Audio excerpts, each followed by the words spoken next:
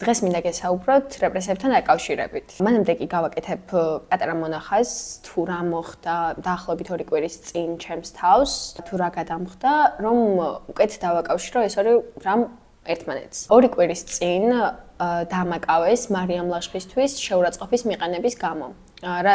შეურაცხყოფის მიყენების ინციდენტი მოხდა 17 მაისს, ოჯახის სიწმინდის დღეს, როდესაც ქართული ოცნების ამომრჩეველებს ჰქონდათ თავიანთი მარში. მარიამ ლაშხი 17 მაისს იმყოფებოდა ოჯახის სიწმინდის დღეს, იმყოფებოდა კაფე მუზეუმში თავის ოჯახის წევრებთან ერთად და მცირეწლოვანი შვილებიც, მისი მცირეწლოვანი შვილებიც იქ იმყოფებოდნენ.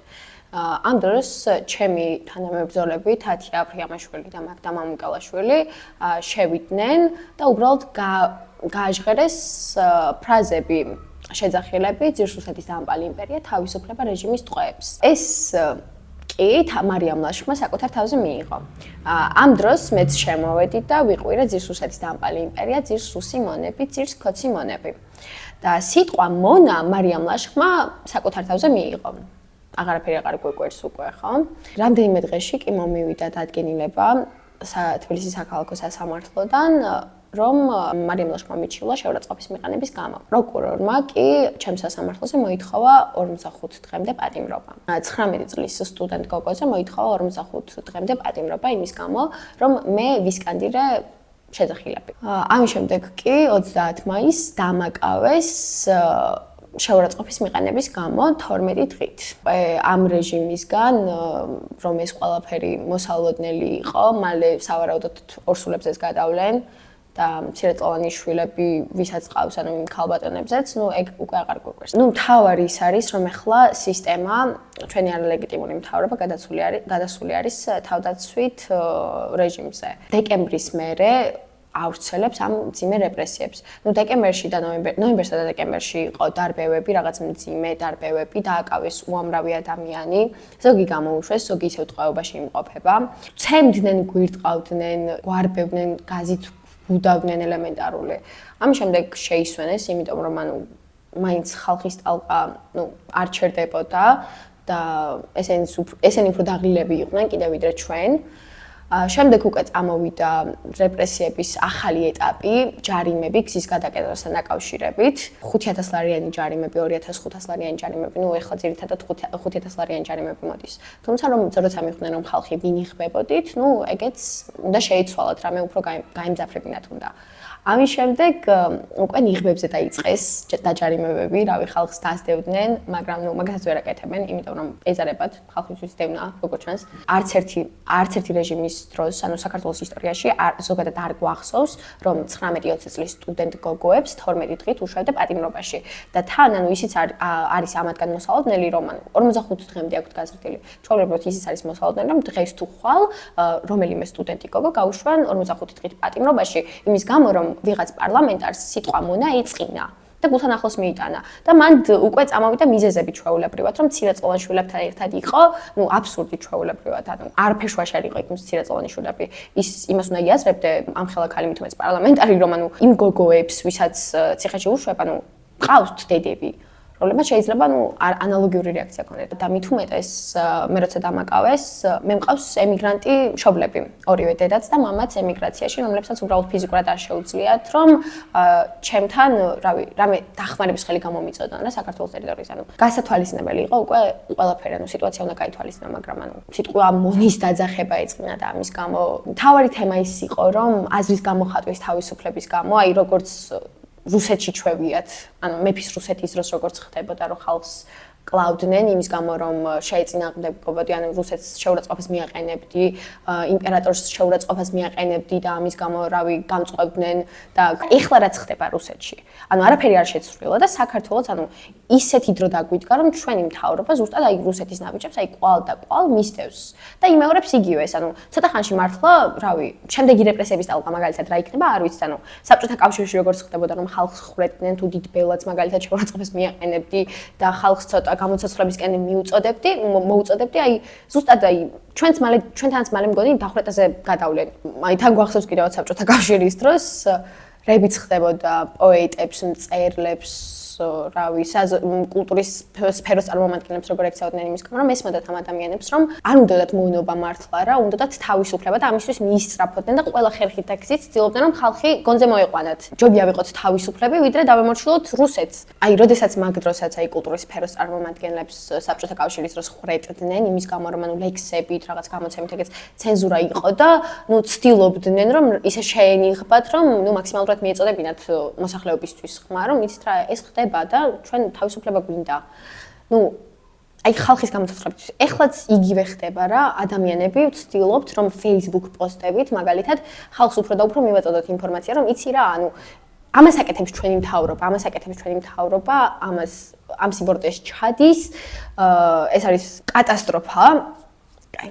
ეხლაც იგივეს ვაკეთებთ ადამიანები, რომ ვცდილობთ, რომ Facebook პოსტებით მივაწოდოთ ინფორმაცია ხალხს თუ რა ხდება ამ ქვეყანაზე, თუ რას ჩადის ჩვენი მთავრობა, თუ რას აკეთებენ და აი ამაზეც კი უკვე ჯარიმებზე მაინც იყოს, ანუ ელემენტარული პატიმრობას ითხოვენ იმ ადამიანებისთვის, ვინც პარლამენტარს დაუძახებს სიტყვა მონას მაგალითად, ანუ Facebook პოსტებზე რა.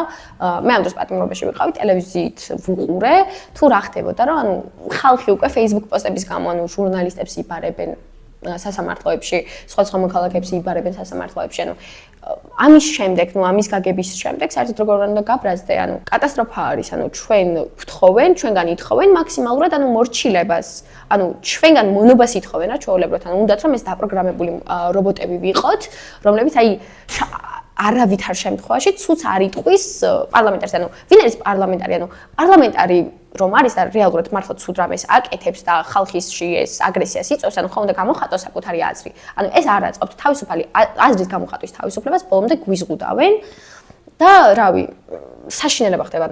მით უმეტეს ადამიანს ყველაზე ძვირფასი და ყველაზე მთავარი რაც გააჩნია არის თავისუფლება, რომ არ იბადება მართლა მონად, ანუ არ ცხოვრობს მონასავით, ანუ ვინ ცხოვრობს კიდევ იმათვის ძალიან ცუდი, მაგრამ ყველაზე მნიშვნელოვანი ის არის, რომ აქვს იმის თავისუფლება, რომ თავისუფლად გამოხატოს აზრი და მით უმეტეს საქართველოში ქართველი ადამიანები არასდროს არ შეეგუებიან იმას, რომ ვიღაც მართლა რუსის მონა ჩვენ გვიბრძანებს თუ როგორ უნდა ვისაუბროთ, რა უნდა გავაკეთოთ და როგორი პოსტები უნდა ვწეროთ. ანუ ამას, რა თქმა უნდა, არასდროს არ დავემორჩილებით რა. ნუ მოკლედ რომ შევაჯამოთ, რას ცდილობენ ამით. ნუ თავიდან ჯარიმებით, ნუ დარბევებითაც კი ბატონო, ანუ დეკემბერში თავი მიზანი ის ქონდათ, რომ იცით რა, ბევრი ხალხი ვეღარ გამოხვალთ, იმიტომ რომ ამას ვაკეთებთ რა, ანუ იმისთვის რომ ხალხში გამოიწვიათ შიში, მაგრამ ჩვენ ვუყურებდით რა ხდებოდა, ანუ ყოველ დღე ხალხის მასა უფრო იმატებდა. ჯარიმებზეც ესე იყო, ჯარიმების მთავარი მიზანი ის იყო, რომ შეეშინებინათ ხალხი, ნუ მაგრამ ვერც ეგ ვერ მოახერხეს, იმიტომ რომ ჯერ კიდევ იკეტება რუსთაველი თავისთავად და ნუ ყოველ მათ დებილურ რაღაც განცხადებაზე და ასევე რაღაც მართლა ბოროტულ ქმედებაზე უფრო და უფრო იმატებს მუხტი. ანუ შიში ჯერჯერობით ხალხში მასე არ იგრძნობა. ნუ დიდად არ იგრძნობა. ასევე ეხლა პატიმრობაზე გადავიდნენ, ნუ ახალი ტალღა წამოვიდა, ნუ და პატიმრობა უარესი არის იქ, იმიტომ რომ ნუ არავის არ უხარია ციხეში წასვლა რა, ის 12 დღის დაკარგვა. მაგალითად ლექსო სამხარაძის ამბავი, იმის შემდეგ რაც სტუდენტი გოგოები გაუშვეს პატიმრობაში, ნუ ახალგაზრდა არ იცის მამაკაცებზე რას იგზავენ. ნუ მაგრამ ლექსო სამხარაძემ დათო მატიკაშვილთან, ნუ იგივე გააკეთა რა, ფაქტიურად რაც მაგალითად მე და თათიამ გავაკეთეთ ლაშხთან. და ნუ ისიც მოხდა, ანუ იცოდა ლექსო სამხარაძე რომ დააკავებდნენ, მაგრამ ნუ მასში ის შიში არ იყო, რომ იცი ახლა მე მაკავებენ და ესე და ესე. ნუ ლექსო სამხარაძე ასევე 14 დღით გაუშვეს პატიმრობაში, სოლიდარობა მას, დამხნეობა.